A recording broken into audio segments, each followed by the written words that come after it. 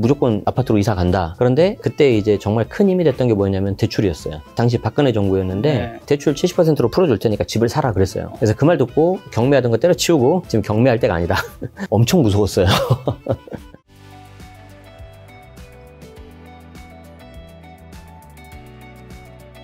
자, 세금을 다시 돌아와서 1주택자 장특공 80% 혜택을 위해서 10년 거주 요건이 생겼는데 고가주택 1주택자분들 세금 줄이기 위해서 반드시 거주해야 하는 이유 뭘까요? 굉장히 좀 복잡하고 어려운데 이게 2019년, 2020년 연달아 개정이 됐어요.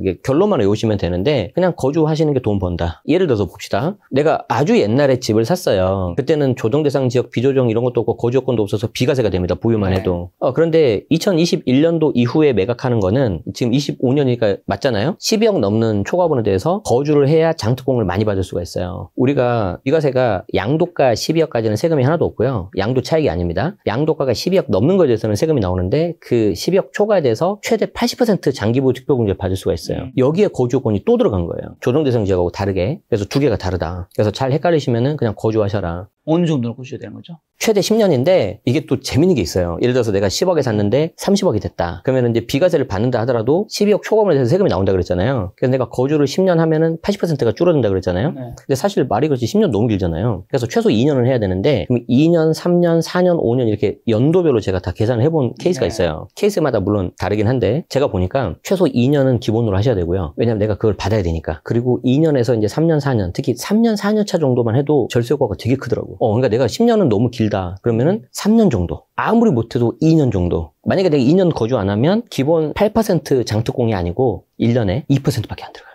4분의 1로 줄어버려요.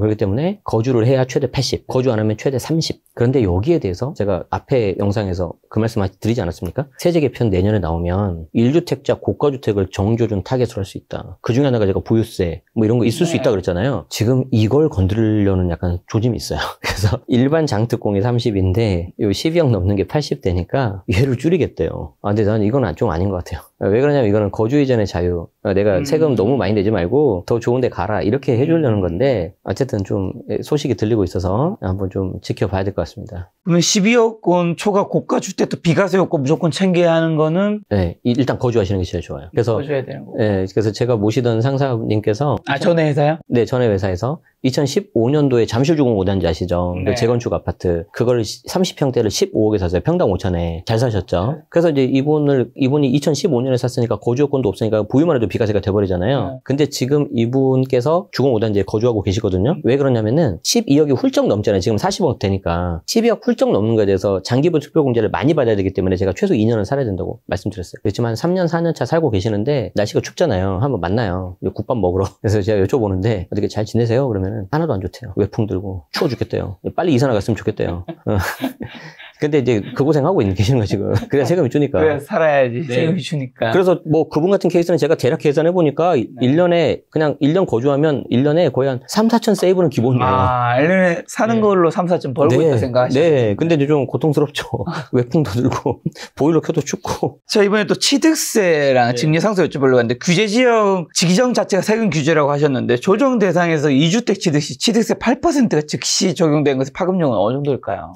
이게 일단은 두 가지가 있는데요. 네. 그럴 가능성은 지금 사실 많이 없는데 내가 주택이 하나 있는 상태에서 하나 더 사고 싶다. 나중에 자녀 증여해주거나 뭐 임대 수입을 얻기 위해서. 근데 이런 분들이 8%를 내니까 예를 들어서 뭐 10억짜리 사면은 보통 3%니까 3천을 내야 되는데 8%니까 5천만 원을 내가 더 내야 돼요. 네. 이거 자체가 엄청 부담됩니다. 그래서 이런 분들이 좀 많이 줄어들기 때문에 전월세 시장이 좀 안 좋아지는 거고요. 두 번째는 뭐냐면 이걸 놓친 거예요. 깜빡한 거예요. 이런 게 있는지 몰랐던 거죠. 그래서 아까 양도세 중과는 26년 5월 10일부터 시행될 가능성이 있다라고 제가 70%라고 말씀드렸고 지금 취득세 8%는 25년 10월 16일부터 곧바로 적용입니다. 그래서 잘못하면 이거 내가 생각지도 못하게 8% 맞는데 아까 말씀드린 것처럼 10억이면 5천만 원 더 내야 되죠. 20억짜리면 1억 더 내야 돼요.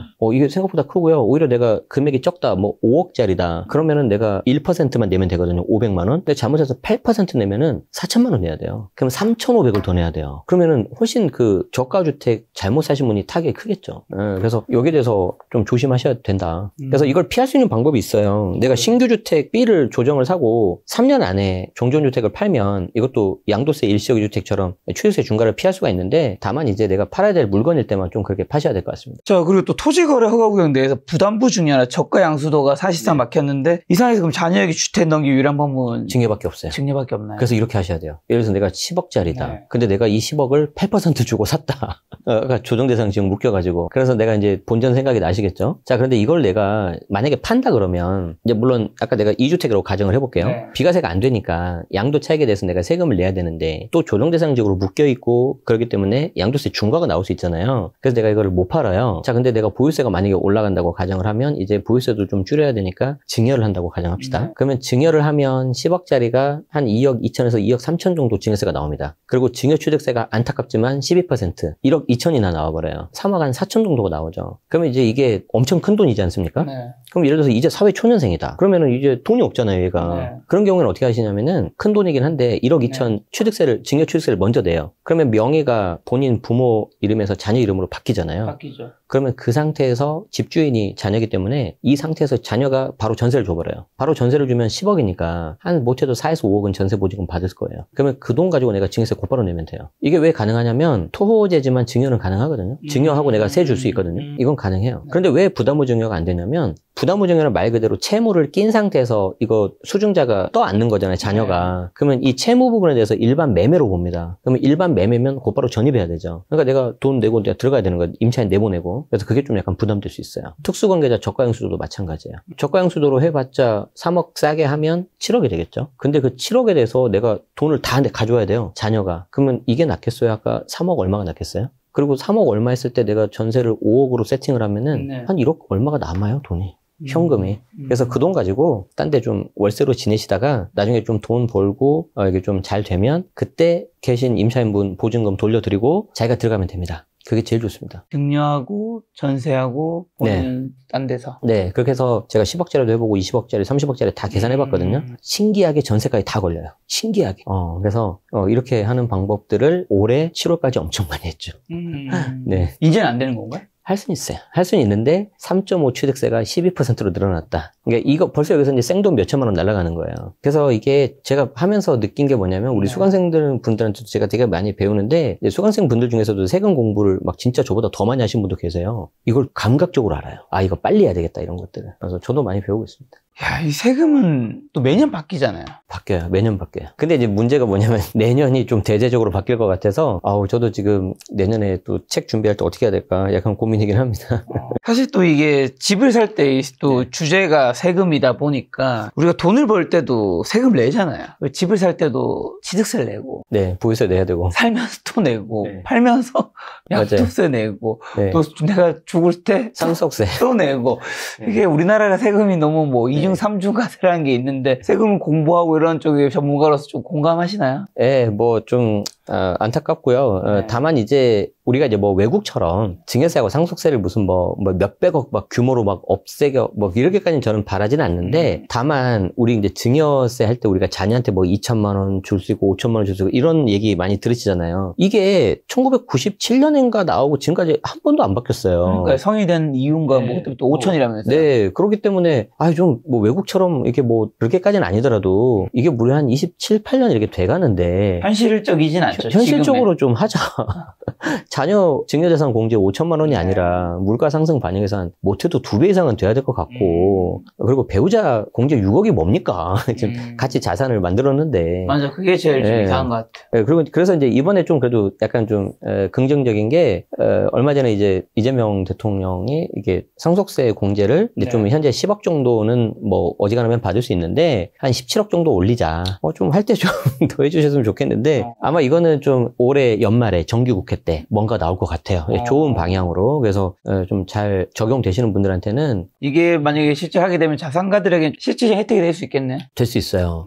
되는데 조금 이제 우려되는 게 뭐냐면 이제 우리가 항상 아까 제가 뭐 10억짜리로 예를 들었지만 10억짜리를 내가 팔면 양도책에 따라서 양도세가 나오고 증여를 하면 증여세가 한 2억 얼마가 나오고 네. 상속 같은 경우에는 거의 상속세가 안 나오거든요. 그러니까 세금만 넣고 보면 또 상속세가 유리할 수도 있어요. 그래서 이제 만약에 자산가분들이 야 그럼 상속으로 하겠다. 나 증여 안 하겠다. 그러면은 또 시장에 매물이 잠기는 거죠. 그리고 이제 자녀들이 그걸 좀 활용해가지고 좀 뭔가 이렇게 해볼 수 있었는데 마중물 삼아 살 수 있었는데 이런 게 사라져버리기 때문에 이제 좀 그런 부분들도 고려하셔야 되지만 그렇다 하더라도 공제 금액은 올려야 됩니다. 그거 너무 오래됐습니다. 네. 근데 어떻게 보면 그런 자산가분들의 실질적인 혜택이 주어진다는 걸 또 안 좋게 보는 시선도 있을 텐데 그런 것도 뭐 어떻게 보면 시청자분들에게 좀 민감한 내용이 있을 때 저 여쭤보고 싶은 거는 네. 어떻게 보면 그분들이 기존에 세금을 굉장히 많이 내고 있는 분들이 많잖아요, 사실은. 네. 그 세금으로 인해서 국가 예산이 어느 정도 돌아가는데 굉장히 기여하는 바도 있는데 그런 부분에 대해서 너무 좀 안 좋게 보는 시선을 좀 바뀌어야 되지 않을까. 제가 좀 놀랬던 게 제가 올해 좀 그래도 좋은 마음에 올해 제가 구독자 200만 되고 나서 좀 의미 있는 일을 하기 위해서 기부를 했어요. 1억을. 제가 들었던 가장 황당한 말 뭔지 아세요? 세금 절세 되겠네? 혹시 이제 그런 걸로 그런 목적을 하길래 제가 이제 순간 물론 이제 결과적으로 그럴 수는 있겠지만 그런 부분이 있겠지만 취지 자체를 아니 그게 결론적으로 그러면 제가 그럼 1억만큼의 세금이 절세 받아서 더 혜택 그건 아니잖아요. 네, 그렇죠. 네. 나가는 게 더 많은 거잖아요. 아무리 절세를 받는다고 해도 당연히. 그럼요. 근데 좀 그런 질문이 나온 걸 보면서 약간 와 좀 이건 좀 너무한데. 예, 물론 이제 뭐 일부 소수 의견이라고 생각이 들고 네네네. 아까 말씀드린 현실 뭐 인플레이션 반영도 반영이지만 한마디만 더 첨언을 하고 싶다면 그냥 세금 내는 사람들에 대한 어떤 존경까지는 바라지는 않고요. 그냥 좀 적당한 대접은 받아야 된다. 그냥 저런 사람들이 있고 이게 사회가 좀 돌아가는데 일조를 하고 있구나. 그래서 그 정도는 인사를 받아야 되지 않을까 이 생각합니다. 고생 많으셨습니다. 아닙니다. 앞으로도 더 열심히 세금 낼 수 있도록 열심히 살도록 하겠습니다. 무주택자분들에게 좀 더 맞는 질문 좀 드리고 아까 이제 현실적 무주택자들의 최적 매수 타이밍은 올해 연말부터 내년 2월 사이에 이때 다주택자분들이 급매 나오는 것들 좀 잡았으면 좋겠다는 얘기해 주셨는데 자금이 부족한 무주택자가 입지랑 평수 뭐 신축, 구축도 있고 여러 가지 있는데 뭘 좀 포기해야 되잖아요. 결국엔 돈이 충분하지 않다. 뭘 포기해야 될까요? 평수 포기해야죠. 평수를 포기해라. 입지가 좀 좋은 20평대, 상대적으로 좀 떨어지는데 84 국민평형 30평대, 당연히 입지 좋은 데 가셔야 됩니다. 요즘에 20평대 잘 나와요. 구조도 좋고. 결국엔 입지가 최고다. 네네네. 그리고 이제 전략적으로 같은 금액대라면은 이제 규제 지역, 즉 전입을 해야 된다고 가정을 하겠습니다. 그런 경우에 입지가 좋은 구축으로 가시는 분들도 계세요. 좀 약간 삶의 질을 조금 포기하시고 그런데 이왕이면 이제 좀 공격적으로 하신다 그러면 차라리 재개발 공부를 하셔라. 재개발 공부를. 그런데 재개발 공부는 정말 많이 하셔야 됩니다. 왜 그러냐면 지금 투기과열지구 때문에 그래요. 투기과열지구 같은 경우에는 관리처분 계획 인가라고 이제 거의 한 사업이 한 70-80% 끝나는 게 있는데 그 이후에는 이제 조합원 지위가 양도가 이제 금지가 됩니다. 그래서 관처 나오기 전에 이제 금매가 좀 나와요. 그래서 이제 그거 좀 매수 잘 알아보셔도 좋을 것 같고 또 이제 이거는 좀 약간 디테일한 이야기인데 조합 설립 인가 이후부터 이제 관처 그 사이에 이제 다물권자 이슈가 있어요. 그게 이제 23년인가? 그 대법원 판례가 나와가지고 좀 이슈가 될 수 있기 때문에 이건 꼭 부동산 소장님 통해서 꼼꼼하게 하셔야지 안 그러면 내가 입주권이 안 나옵니다. 그래서 관처 전에 하면 금매라서 좋은데 잘못하면 다물권자 물건 이슈가 될 수 있고 관처 이후에 하면은 뭐 이제 사업 거의 끝나가고 좋긴 한데 조합원 지위 양도가 금지돼 있으니까 딱 해당되는 매물 일부 뭐 10년 보유, 5년 거주 이런 것만 찾아야 되고 어려워요. 그래서 이게 우리가 처음에도 말씀드렸지만 규제를 너무 한꺼번에 하면 안 돼. 근데 지금 좀 너무 많이 묶여 있다. 그래서 그런 것도 좀 보시면 좋고 어쨌든 입지가 중요하다. 만약에 1억 원 정도 있는 소액 자본을 투자 고려할 때 그래도 빌라나 연립 대신 아파트를 고집해야 하나요? 빌라 연립이 나쁘다는 게 아니라 어쨌든 처음에 산 집들은 저도 지금 가지고 있지만 다시 보면은 야 이걸 내가 왜 샀지 이런단 말이에요. 항상 부족한 게 나옵니다. 그런데 이거를 결국엔 팔아야 되거든요. 첫 집을 사시면 보통 뭐 다 정해져 있지는 않지만 4-5년 정도 되면 아마 팔 생각을 하실 겁니다. 그때 내가 잘 팔리는지 안 팔리는지를 보셔야 되는데 상대적으로 빌라 연립이 팔기가 어렵기 때문에 그런 의미에서 좀 안 하셨으면 한다는 거죠. 물론 이제 뭐 정비구역 지정이라든지 어떤 재개발 이슈 같은 게 있으면 모르겠지만 그런 게 아니라면 특히 초보들이라면은 전 처음에는 안 했으면 좋겠어요. 제니시스박님은 언제 첫 2014년도에. 14년도에. 2014년도에. 처음으로 아파트 사셨나요? 네네. 그 전에 이제 빌라 저는 월세 살고 있었어요. 근데 그런데 이제 생각이 바뀐 게 아이가 태어나면서. 그래서 아이가 태어났는데, 나는 괜찮은데, 이 핏덩어리는 좀 좋은 데서 해줘야 되겠잖아요. 게다가 또 우리 애가 이른둥이로 태어났거든요. 그래서 이제 더 이제 부모 입장에서 좀 안 좋은 거죠, 마음이. 그래서 무조건 아파트로 이사 간다. 그런데 그때 이제 정말 큰 힘이 됐던 게 뭐였냐면 대출이었어요. 그때 2014년 7월 달에 최경환 부총리, 당시 박근혜 정부였는데, 대출 70%로 풀어줄 테니까 집을 사라 그랬어요. 네. 그래서 그 말 듣고 경매하던 거 때려치우고 지금 경매할 때가 아니다. 그래서 집을 마련하고 이제 인테리어도 하고 그때 제가 3억 3천 샀나? 매가가 대출 2억 5천. 엄청 무서웠어요. 그런데 이제 아이 때문에 용기를 내서 했고 이제 그걸 계기로 삼아서 15년부터 이제 본격적으로 투자를 했었죠. 그래서 주택임대 사업자도 하고 이제 뭐 좀 제가 공부했었던 것들을 올리기 시작을 했는데 블로그에 올리기 시작했는데 사람들 반응이 좋아가지고 뭐 책도 쓰고 강의도 하고 이렇게 했던 것 같아요. 그러면 어떻게 보면 지금은 대출이나 뭐 이런 것들 네. 대부분 다 막아놓은 상태잖아요. 일반 주택에 대한 대출은 없고 그리고 이제 비주거용에 대한 거는 이제 대출이 좀 있고 이제 네. 법인 같은 경우에 그래서 이제 그런 식으로 되어 있죠. 그런 네. 부분에서 사다리를 걷어찼다 뭐 이런 의견이 굉장히 공감이 좀 가시겠네요. 당연하죠. 왜냐면 그때 제가 대출이 안 나왔다면 못 샀죠. 못 샀고 광주구에 중곡동이라고 있어요. 거기 그냥 빌라에 저 살고 있었거든요. 빌라 그때 월세 살고 있었어요. 저 그냥 그렇게 있었을 거예요. 그런데 제가 또 이제 대출이 가능했던 이유는 또 뭐냐면 뭐 지금도 마찬가지지만 당시 제가 이제 마지막 직장이라고 생각하고 이직을 했는데 거기가 이제 자동차 부품 회사였어요. 그래서 연봉이 꽤 높았어요. 그래서 그 당시 2014년 당시에 한 연봉 7, 8천이었으니까 되게 높았죠. 그래서 이제 그 미래 소득을 그래도 이제 보고 이제 대출을 해줬던 거예요. 그러니까 우리 젊은 청년 세대들은 사실 집값이 사실 너무 비싸요, 지금 사실은. 그래서 이분들 입장에서는 정말 힘이 빠질 거란 말이죠. 저도 약간 걱정이 되고. 그런데 정말 내가 소득이 있고 내가 착실하게 이걸 상환을 할 거고 그런 계획이 있으신 분들까지 과연 막아야 되냐. 그래서 그게 조금 아쉽습니다. 그래서 그런 분들한테는 좀 기회를 줘야 되고 미래 소득에 대한 반영도 좀 잘 해줘야 되지 않을까. 제가 담당 그런 건 아니지만 개인 유튜버로서 한번 좀 말씀을 드려봅니다. 자, 또 1주택자 갈아타기 전략 어떻게 되나요? 이게 뭐 매도, 매수 뭐 어떻게 되죠? 이게 세법상으로 보면 되게 쉬워요. 뭐냐면은 종전주택 A가 있고 1년이 지난 상태에서 신규주택 B를 사야 되거든요. 연달아 사면 투기수로 보겠다는 거예요. 그래서 뭐 신규주택 B를 사고 나서 3년 안에 종전주택 A를 팔면은 1주택으로 가서 B가세를 해주는데 해당 조문에나 나오는 거고 우리가 집 하나 사기도 힘든데 그 집이 있는 상태에서 신규주택을 어떻게 삽니까? 자금이 없는데, 그쵸? 그래서 이 경우에는 어떻게 해야 되냐면은, 이론상으로는 종전주택 A 매도 잔금과 신규주택 매수 잔금을 맞춰야 돼요. 엄청 어렵습니다, 이게. 매물 찾기가. 지금 같은 케이스는 먼저 주택을 선 매도하십시오. 그래서 선 매도해서 안전하게 1세대 1주택 비과세를 받는 거예요. 그래서 내가 챙길 수 있는 거 다 챙겨요. 12억까지는 세금 하나도 없어요. 자, 그리고 나서 좀 불편하시더라도 단기 임대로 계세요. 뭐 1년짜리 월세 계약도 좋고, 근데 1년짜리가 잘 없어요. 그래서 단기 임대로 있으면서 월세가 좀 비싸더라도 그 상태에서 빨리 이거를 갈아타셔야 됩니다. 좋은 걸 사셔야 됩니다. 지금은 아직 관망세인데 왜 이 관망세냐면은 얼마 전에 나왔던 627이라든지 1015 대책 그 중간에 살짝 갈아타신 분들이 스텝이 꼬인 경우가 있어요. 그래서 나는 이거 팔고 갈아타려고 했는데 갑자기 대출 규제가 와버렸어. 갑자기 묶여버렸어. 그래서 내가 종전 걸 팔고 해당 돈으로 이제 좀 좋은 입지의 물건을 세를 끼고 사주려고 했는데 갑자기 토호제니까 못 들어가 버리는 거예요. 못 하는 거예요. 그럼 이제 갑자기 입지가 딱 낮아지거든요. 그럼 이제 전에 있던 거랑 별 차이가 안 나는 거죠. 그럼 괜히 이제 부대 비용만 들어가잖아요. 양도세라든지 취득세라든지. 뭐 이사비 기타 등등. 맞아요. 그러니까 이럴 줄 알았으면 가만히 있을 걸 이래 버리는 거죠. 그래서 이런 분들도 있으시기 때문에 좀 조심하셔야 됩니다. 그럼 상급지로 지금 갈아타는 게 굉장히 중요할 텐데 상급지 진입하는 방법은 지금 어떻게 될까요? 상급지 진입은 똑같은 방식으로 하면 안 됩니다.